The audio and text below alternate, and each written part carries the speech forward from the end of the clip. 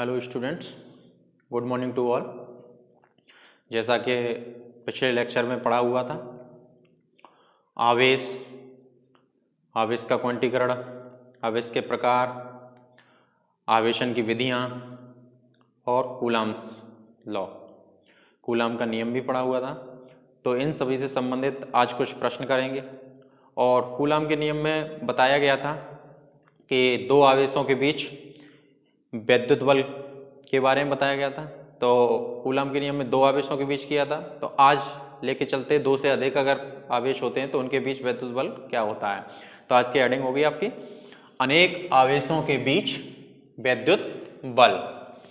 अनेक आवेशों के बीच वैद्युत बल। तो इसमें देखते हैं, तो इसमें क्या होता है, अध्यारोपण सिद्धांतानुसार, अध्यारोपण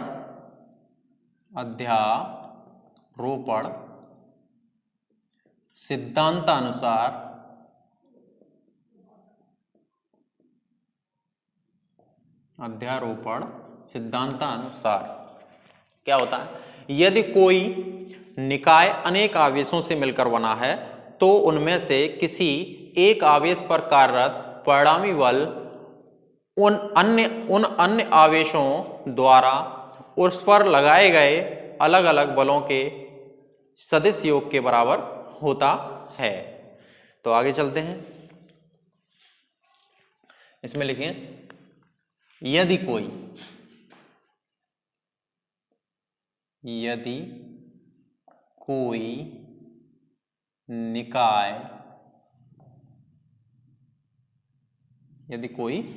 निकाय अनेक आवेशों से मिलकर बना है, अनेक आवेशों से मिलकर बना है,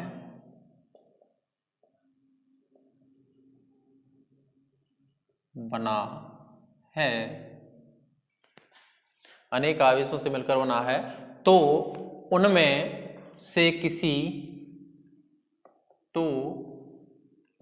से किसी एक पर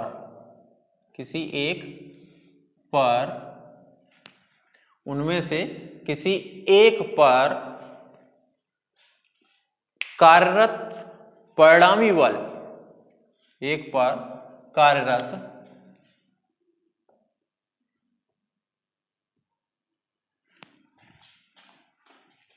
परिणामी बल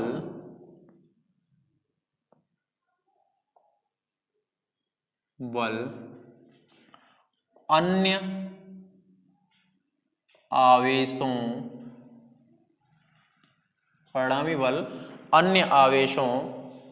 द्वारा उस पर लगाए गए अलग अलग अन्य आवेशों द्वारा उस पर लगाए गए अलग अलग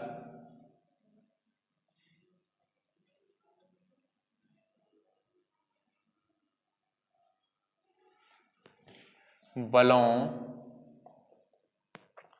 के सदिश योग के बराबर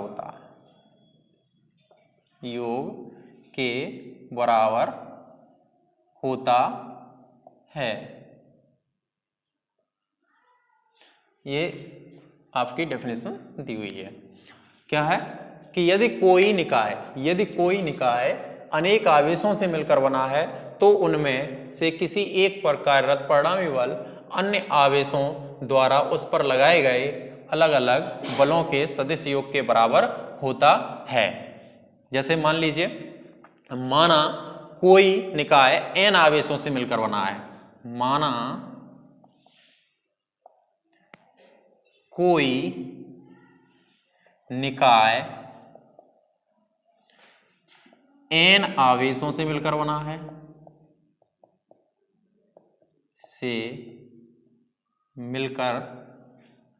n आवेशों आगे ले लीजिए Q1 Q2 Q3 ... Qn से मिलकर बना है, मिलकर बना है, से मिलकर बना है, तथा आवेश Q1 पर, इसमें से कोई एक आवेश ले लिया, आवेश Q1 पर, तथा आवेश Q1 पर अन्य आवेशों द्वारा लगाए गए बल, अन्य आवेशों द्वारा लगाए गए बल क्रमशः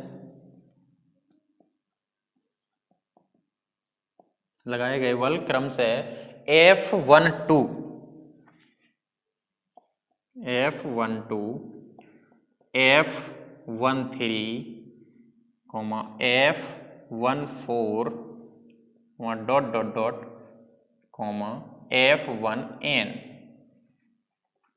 F1n हैं, जिनकी Q1 से दूरियां क्रमशः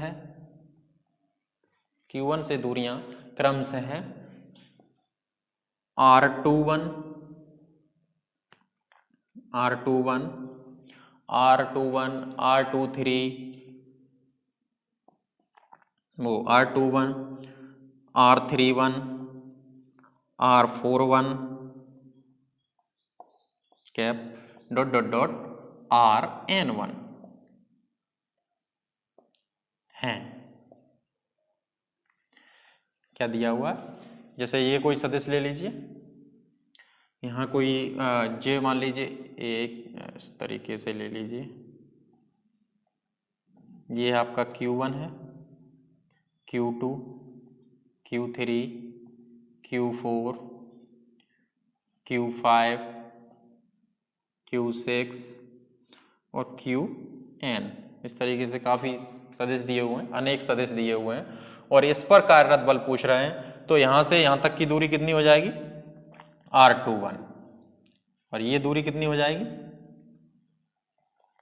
ये मान लीजिए R31, और ये कितनी हो जाएगी, R41 R51 R61 Rn1, इस तरीके से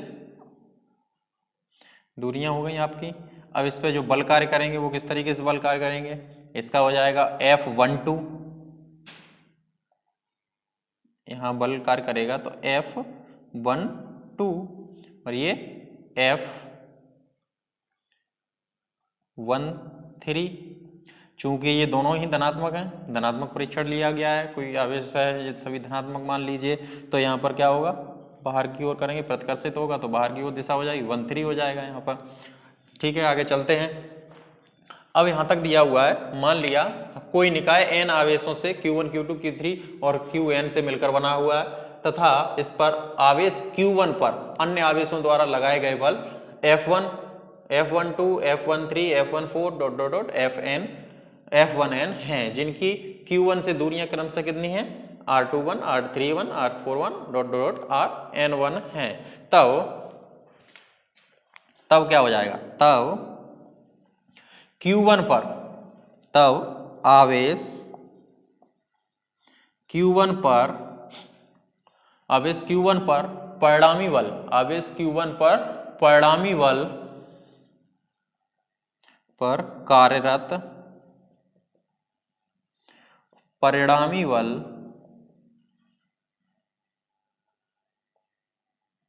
कितना हो जाएगा, F वेक्टर बराबर F1 वेक्टर बराबर कितना हो जाएगा, F12 plus F13 F13 plus dot dot dot plus F1n, किसके अनुसार, अध्यारोपण के सिद्धांत अनुसार। हम इसको ये कह सकते हैं, क्योंकि परिभाषा में भी कहा गया है तो आगे चलते हैं। F1 इक्वल टू हो गया हमारा F12 F2 F21 F12 F13 F31, इस तरीके से आगे चलते हैं। अब आगे देखते हैं तो आगे क्या होगा हमारा कि इन सभी का F12 अगर निकालेंगे यहाँ पर तो इसके बीच की दूरी कितनी है, 2 1 है।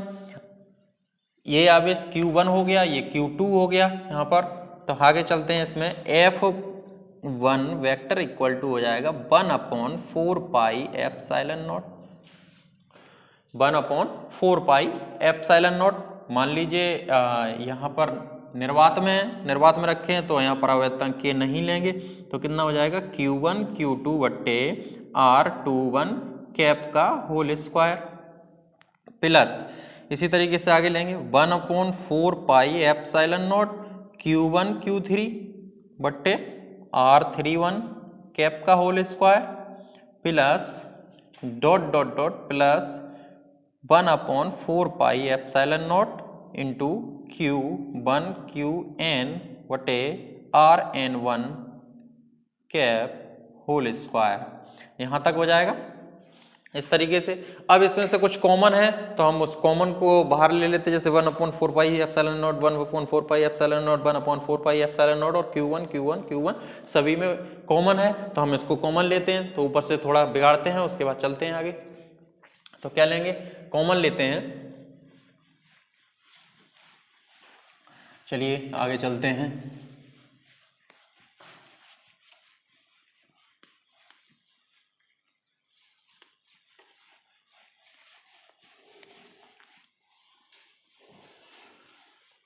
तो कॉमन लेंगे तो हमारा कितना हो जाएगा, F1 वेक्टर इक्वल टू हो जाएगा आपका F1 वेक्टर इक्वल टू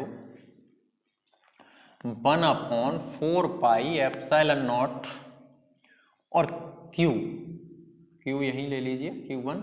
तो अंदर क्या बचा आपका Q2 बटे R21 कैप का whole square plus Q3/R31 cap का whole square plus dot dot dot plus Qn/Rn1 cap का होल स्क्वायर। यहाँ तक ये बच गया।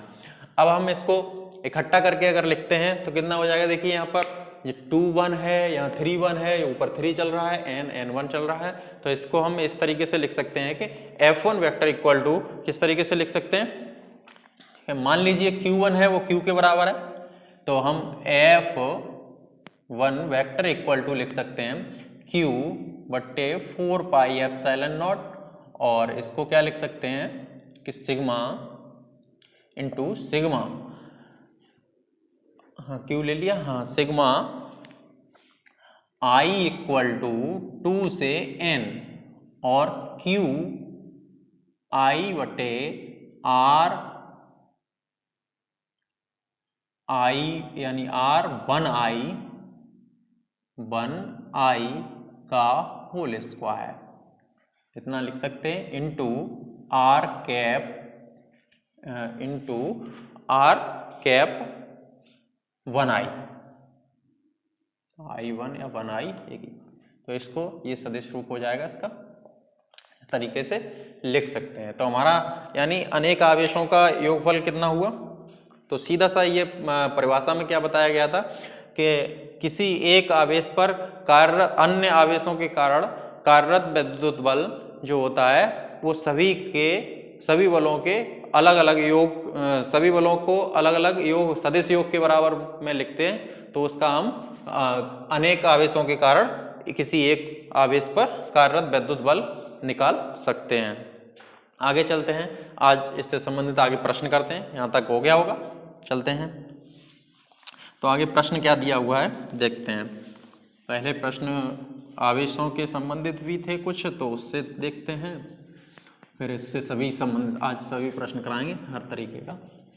चलिए पहला है प्रश्न आपका, मान लीजिए एक चालक पर कोई एग्जांपल ले लो। एक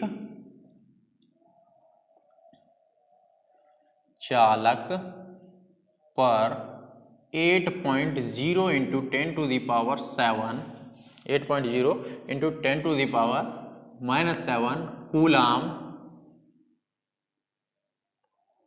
आवेश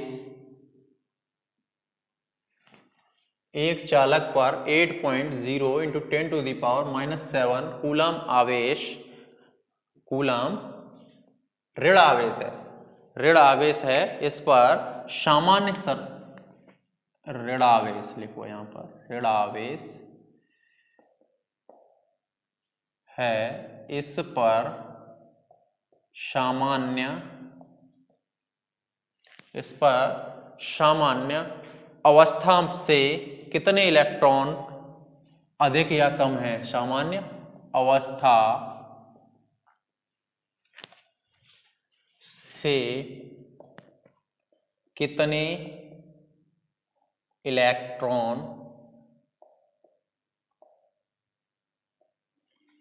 अधिक या कम है, अधिक या कम हैं, कितने इलेक्ट्रॉन अधिक या कम हैं। चलिए देखते हैं, इसको हल करते हैं। तो सबसे पहले दिया क्या क्या है वो देखते हैं। क्या दिया हुआ है हमें? सबसे पहले दिया है चालक पर आवेश दिया हुआ है। चालक पर आवेश कितना दिया है? चालक पर आवेश, आवेश बराबर कितना दिया हुआ है? 8.0 इंटू 10⁻⁻7 कूलाम। उसके बाद क्या दिया हुआ? मूल आवेश कितना होता है? मूल आवेश E बराबर, इसको Q मान लीजिए, ये E हो गया। E बराबर होता है 1.6 इंटू 10⁻⁻19 कूलाम।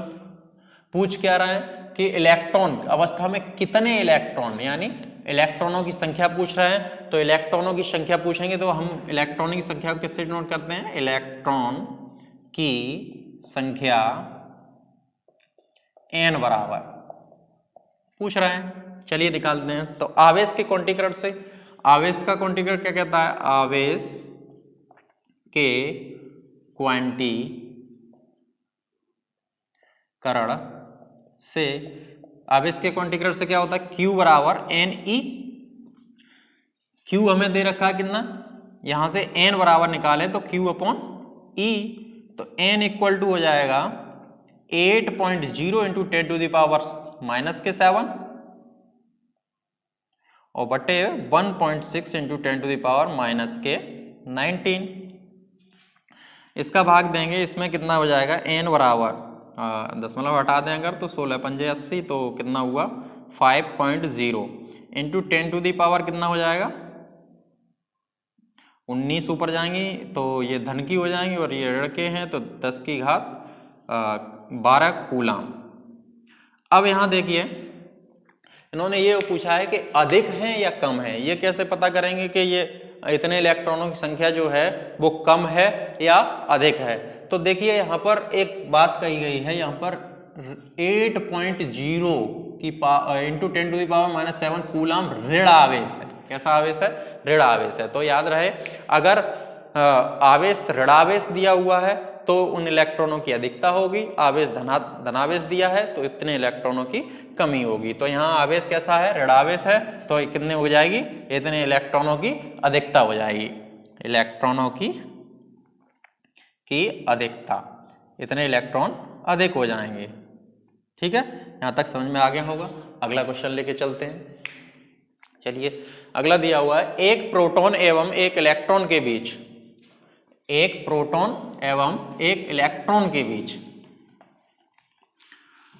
एक प्रोटॉन एवं एक इलेक्ट्रॉन के बीच की दूरी 4.0 यानी 4.0 गुणा 10 की घात -15, 10 की घात -15। चलिए लिखते हैं, उसके बाद देखते हैं।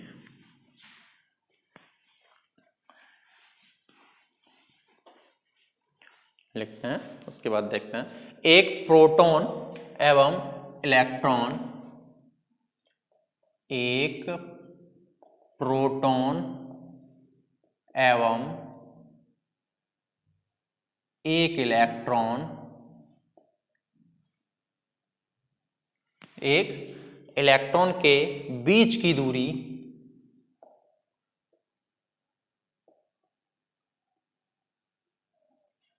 बीच की दूरी 4.0 इंटू 10⁻⁻⁻15 मीटर है। इनके मध्य लगने वाले विद्युत बल, इनके मध्य लगने वाले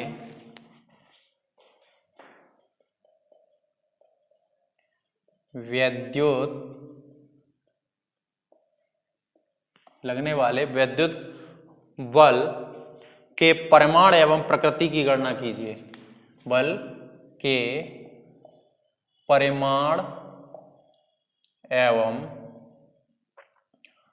प्रकृति की गणना कीजिए।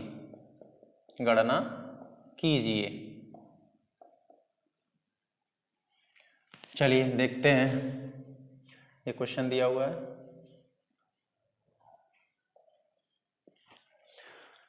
तो क्या दिया है, एक प्रोटॉन एवं एक इलेक्ट्रॉन के बीच की दूरी 4.0 इंटू 10⁻⁻15 मीटर है। इनके मध्य लगने वाले विद्युत बल के परिमाण एवं प्रकृति की गणना कीजिए। तो इसमें देखते हैं, सबसे पहले बात आती है किसकी, विद्युत बल पूछ रहे हैं। तो सीधा सा दिखाई दे रहा है कि कूलम का नियम में ही विद्युत बल निकाला था, तो कूलम के नियम के अनुसार होने वाला है। तो प्रोटॉन दिया हुआ, तो प्रोटॉन के आवेश दिया हुआ निकालते हैं, और उसका आवेश कितना होता है, प्रोटॉन का आवेश बताया था हमने।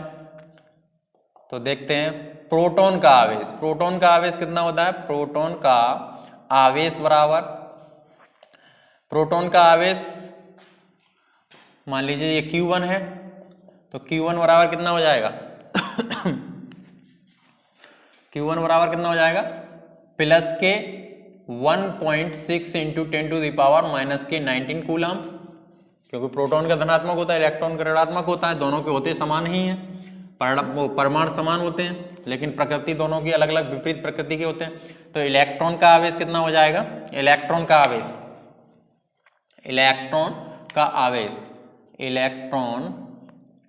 आवेश Q2 बराबर कितना हो जाएगा, -1.6 इंटू 10⁻⁻⁻19 कूलम, इतना लिख सकते हैं, इतना होता है इसका। आगे पूछ क्या रहा है, इनके बीच की दूरी, आवेशों के बीच की दूरी कितनी है, आवेशों के बीच की दूरी कितनी है,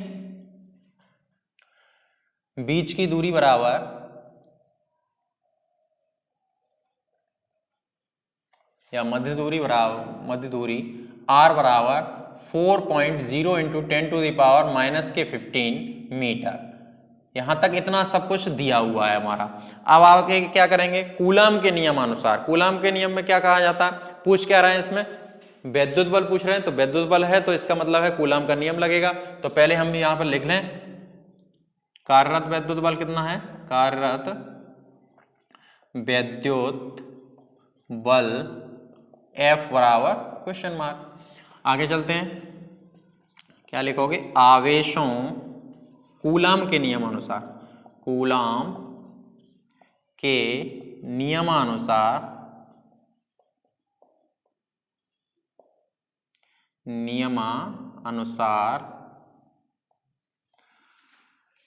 क्या है,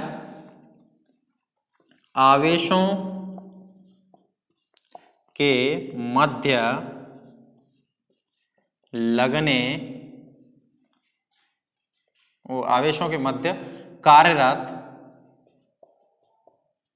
विद्युत बल F बराबर कितना हो जाएगा, 1/4πε0 इंटू Q1 Q2 बट्टे R²। इनकी वैल्यू पुट कीजिए, तो इसकी वैल्यू कितनी होती है, 9 इंटू 10⁹ इंटू Q1 कितना है, 1.6 इंटू 10⁻⁻⁻19 इंटू Q2 भी 1.6 इंटू 10⁻⁻⁻19 और बटे 4.0 इंटू 10⁻⁻⁻15। चलते हैं आगे, ये हो जाएगा 9 इंटू 2.56 बटे कितना हुआ, इसका वर्ग होगा, यहाँ आर स्क्वायर दिया हुआ है तो ये हो जाएगा 16, 4 चौकू 16 और गुणा 10 की घात माइनस के 30 और ऊपर गुणा 10 की घात कितनी बचेगी 19 और 19 38, 38 में से 9 कम हो जाएंगे तो कितना होगा 29 माइनस के 29 हुआ। अब ये ऊपर ले जाएंगे तो एक पॉजिटिव चार्ज बचेगा, वो एक पॉजिटिव पावर बचेगी तो यहाँ क्या हो जाएगा 16 से ही एक काटेंगे तो कितना हो जाएगा 0.16। अब 16 का इसमें गुणा करें 16 निम्मा 144 तो 1.44 इंटू 10 तो इसको हम लिख सकते हैं 14.4 न्यूटन। बल है तो मात्रक क्या होगा न्यूटन। तो इन आवेशों के बीच कितना बल कार्य करेगा तो 14.4 न्यूटन का 14.4 न्यूटन का बल कार्य करेगा इन आवेशों के बीच। तो आगे अगला प्रश्न है आपका, अगला प्रश्न क्या दिया हुआ है, अगला प्रश्न है आपका, क्वेश्चन दिया है 3 आवेशों, इसको हटाते हैं उसके बाद देखते हैं, 3 आवेशों Q1 Q2 व Q3, 3 आवेश Q1 Q2 व Q3। चलिए इसको लिखते हैं अभी तब देखते हैं पहले।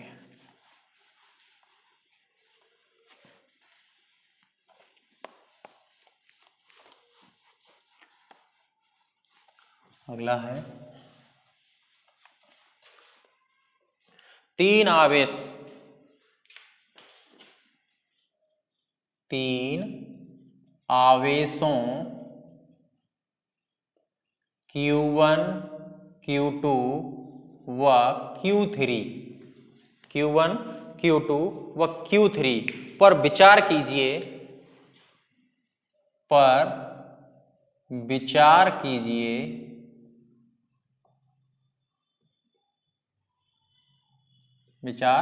कीजिए जिसमें प्रत्येक Q के बराबर है, जिसमें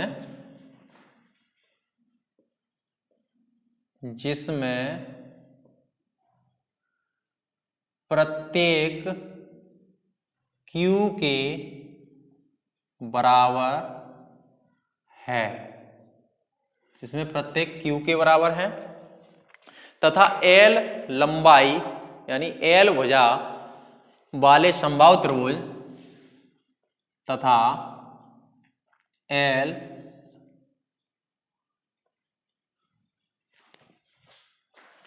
भुजा वाले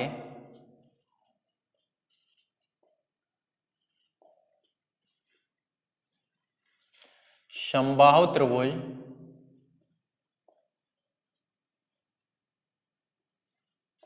के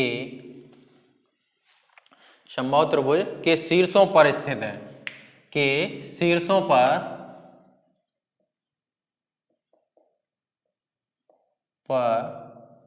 स्थित हैं, समबाहु त्रिभुज वाले शीर्षों पर स्थित हैं। त्रिभुज के केंद्रक पर स्थित आवेश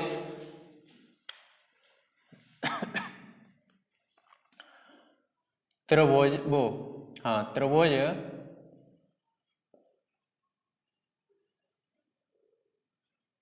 के केंद्रक पर स्थित आवेश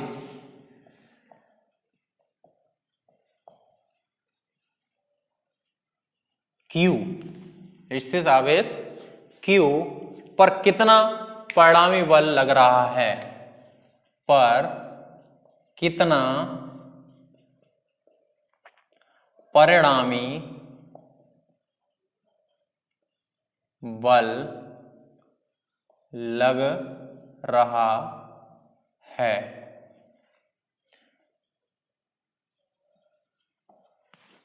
हल करते हैं इसको। क्या दिया हुआ है कितना परिणामी बल लग रहा है। 3 आवेश दिए हुए हैं जो Q1, Q2 व Q3 पर विचार कीजिए, जिसमें प्रत्येक Q के बराबर है तथा L भुजा वाले समबाहु त्रिभुज के शीर्षों पर स्थित हैं। त्रिभुज के केंद्रक पर स्थित आवेश Q पर कितना परिणामी बल लग रहा है, Q पर कितना परिणामी बल लग रहा है। तो आगे इसमें देखते हैं। तो सबसे पहले जो दिया हुआ है उसको देखते हैं। पहले तो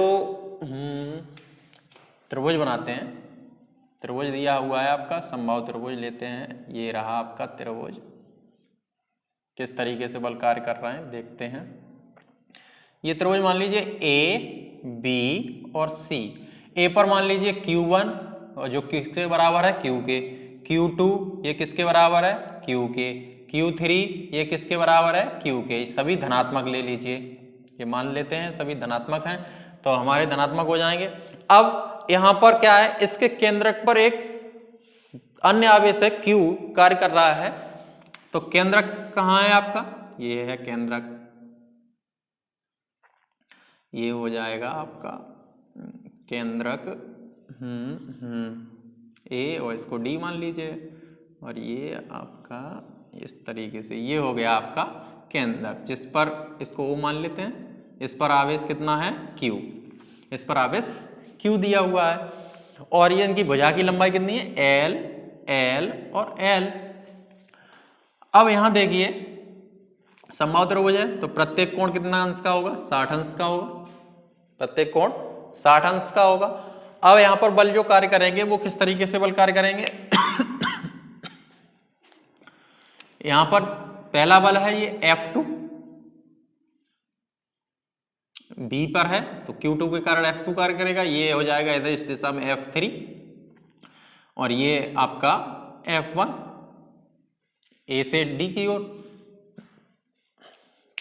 F1 हो जाएगा। इसके आगे चलते हैं,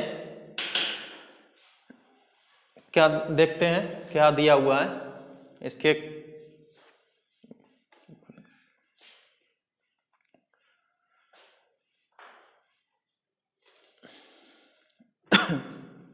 क्वेश्चन दिया हुआ है, थोड़ा देखते हैं।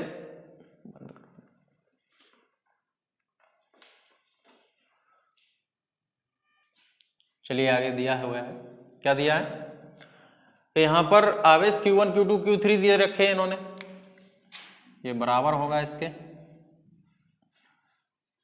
अब थोड़ा हल्का नहीं दिखाई देगा। तो यहां पर ये F1 और F2, F3 तीन बल कार्य कर रहे हैं। इनकी प्रत्येक की लंबाई कितनी है, L, L, L। ये हमारा जो है A से D बिंदु जो मिलाया गया है, तो ये किस पर, इस पर क्या होगा, लंब होगा। AD लंबवत होगा किसके, पहले तो हमें आवेश दिए हुए पहले दिया है वो लिख लेते हैं। Q1 equal to Q2 equal to Q3 equal to Q। Q1, Q2 और Q3 इक्वल टू Q दे रखा है, और तीनों भुजाओं की लंबाई बराबर दे रखी है, यानी AB बराबर VC बराबर CA equal to L। AB बराबर VC बराबर CA बराबर L।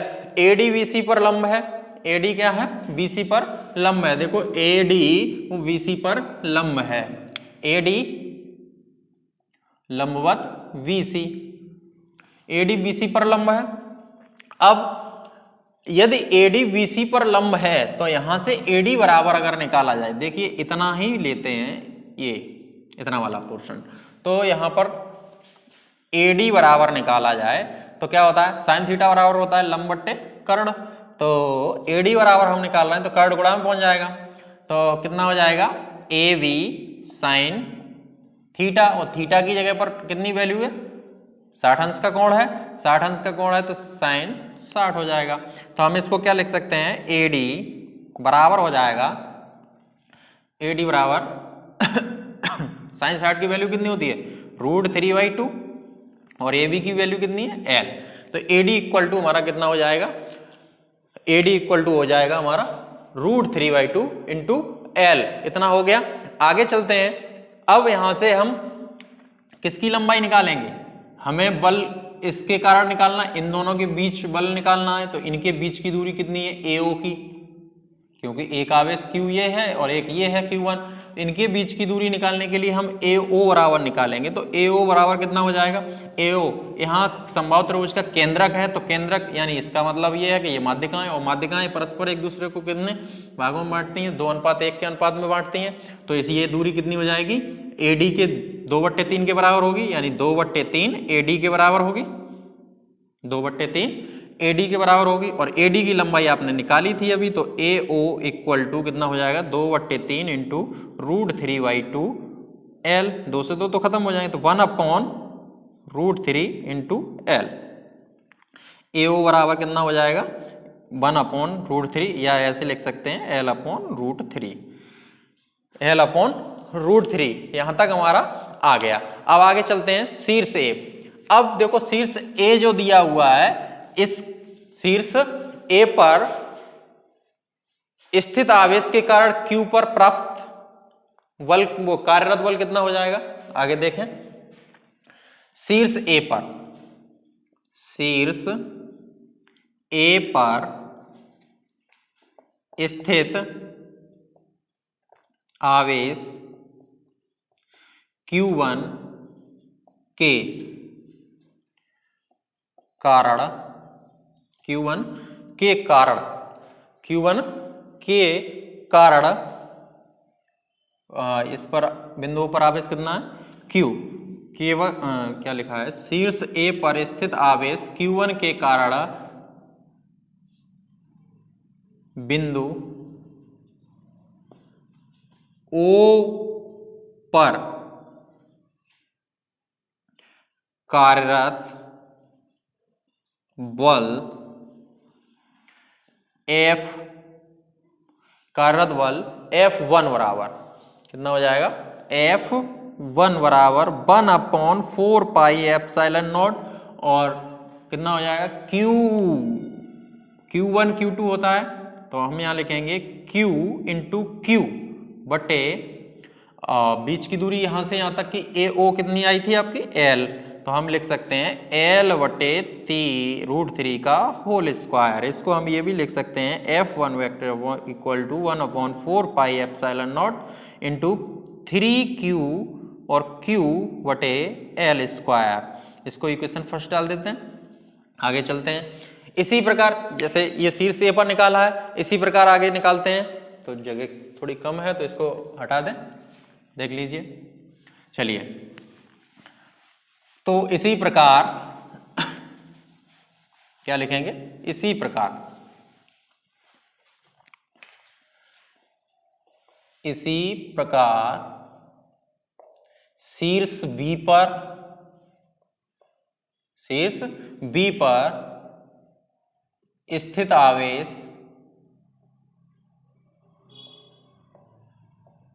Q2 के कारण,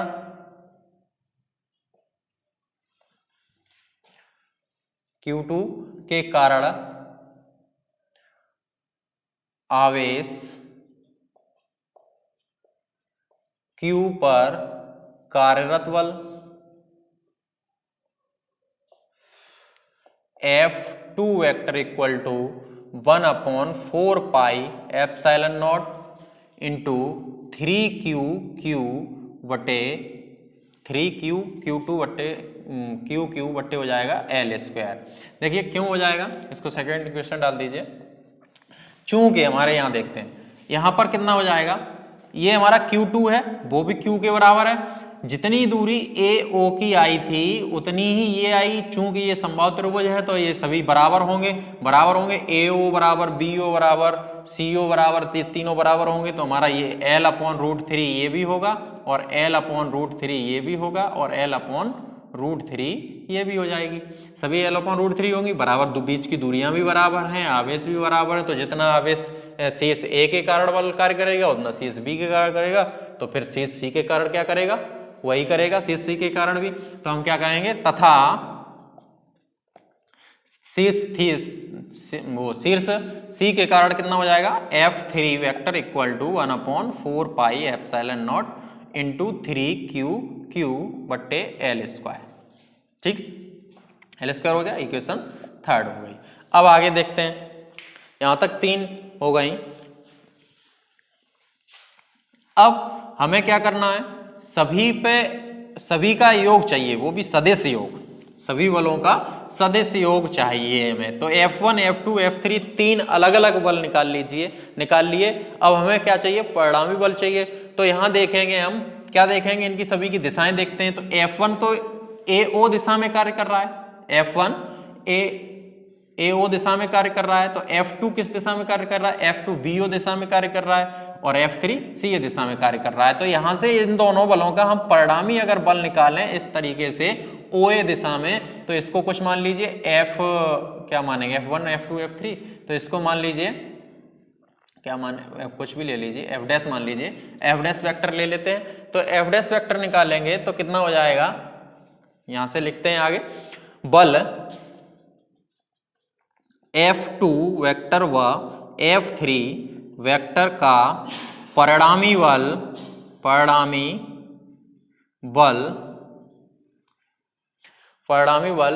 F डैश बराबर कितना हो जाएगा, क्या होता था, दो बल कार्य करते हैं, जैसे PQ बल कार्य करते हैं तो क्या होता था, P यानी P square plus Q square plus 2PQ cos theta, 2PQ cos theta. तो यहां पर आगे देखते हैं, तो यहां पर दो बल क्या है, PQ नहीं है, F2 है और F3 है। तो हम क्या लिखेंगे, F2 का होल स्क्वायर प्लस F3 का होल स्क्वायर, F2 और F3 का होल स्क्वायर, और प्लस 2 इंटू F2 और F3 cos।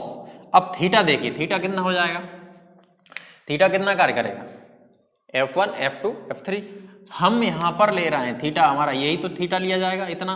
तो ये देखिए पूरा कोण है हमारा, ये लंबवत है 90 अंश का है, और ये पूरा 60 था, और ये बीच में से माध्यिका खींची गई है, तो ये 30 अंश का रह गया, 30 और 90, तो ये कितना हो जाएगा 60। तो ये बचा हुआ कितना हो जाएगा, 120 अंश का होगा। तो हमारा यहाँ कितना आ जाएगा, 120 अंश, 120 अंश हो गया। अब यहाँ पर क्या करते हैं, F डैश बराबर कितना हो जाएगा, F2 square plus F3 square और प्लस 2F3 वो F2 इंटू F3, और cos 120 का मान कितना हो जाता है, माइनस के 1/2। तो ये हट जाएगा यहां से, तो कितना हो जाएगा, F डैश बराबर, वैल्यू रख देते हैं, वैल्यू रखते हैं तो कितना हो जाएगा, 1/4 pi epsilon naught into 3Q और Q बट्टे L स्क्वायर का होल स्क्वायर, और F3 की भी वैल्यू यही होगी, तो 1/4 pi epsilon naught into 3Q बट्टे L स्क्वायर का होल स्क्वायर। यहाँ 2 से 2 खत्म हो जाएंगे, माइनस बचेगा, इन दोनों का गुणन करेंगे तो ये वैल्यू समान है, तो इस पे भी वर्ग आ जाएगा। तो 1/4 pi epsilon naught into 3Q और Q बटे L स्क्वायर, इसको हट जाएगा, यहाँ से हट जाएगा, तो बचा ये, इसका अंडर रूट हट जाएगा। तो F डैश वेक्टर बराबर कितना आ जाएगा, F डैश बराबर हो जाएगा आपका, यहाँ अब अंडर रूट हट जाएगा, तो 1/4 पाई एप्सिलॉन नॉट और इंटू 3Q और Q बटे L स्क्वायर, और दिशा विपरीत हो जाएगी, दिशा क्या हो जाएगी, OA दिशा में, OA दिशा में दिशा विपरीत हो जाएगी। अब OA दिशा हो जाएगी इसकी, और उसकी कितनी दिशा है, AO दिशा है। चलिए F डैश आ गया। अब परिणामी बल निकालते हैं, यहां तक हो गया होगा, आगे चलते हैं, बिगाड़ दिया जाए।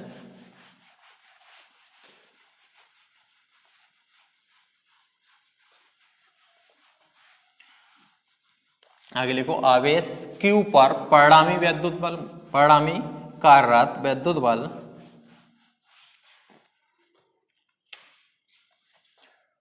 आवेश Q पर परिणामी कार्यरत वैद्युत बल F बराबर, वैद्युत बल F बराबर कितना हो जाएगा, F दिया हुआ है, तो F निकालेंगे, तो F वेक्टर बराबर सदिश योग के बराबर होता है, तो F वेक्टर बराबर होता है F1 vector plus F2 vector plus F3 vector, इतना दिया हुआ है। F1 F2 F3 हो गए, तो F वेक्टर बराबर हम निकालेंगे, इन दोनों का सदिश योग पहले निकाल चुके हैं हम, कितना आया था, F डैश आया था, तो हम इसको क्या लिख सकते हैं, F1 vector plus F dash vector, F dash लिख लेते, F डैश वेक्टर हो जाएगा। अब ये दोनों की दिशाएं कैसी हैं, दिशाएं विपरीत हैं, तो हम इसको क्या कर सकते हैं, दिशाएं विपरीत हैं, चूंकि F डैश की दिशा विपरीत है,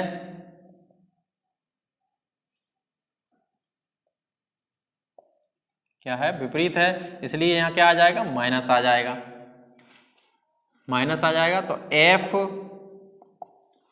वेक्टर इक्वल कितना हो जाएगा, 1/4 pi epsilon naught into 3q/L square minus 1/4 pi epsilon naught into 3q/L square, इससे ये खत्म हो जाएगा। तो F वेक्टर बराबर हो जाएगा 0, कितना हो जाएगा, 0। अतः आवेश Q पर कार्यरत परिणामी बल कितना हो जाएगा, नीचे लिख देते हैं, अतः आवेश Q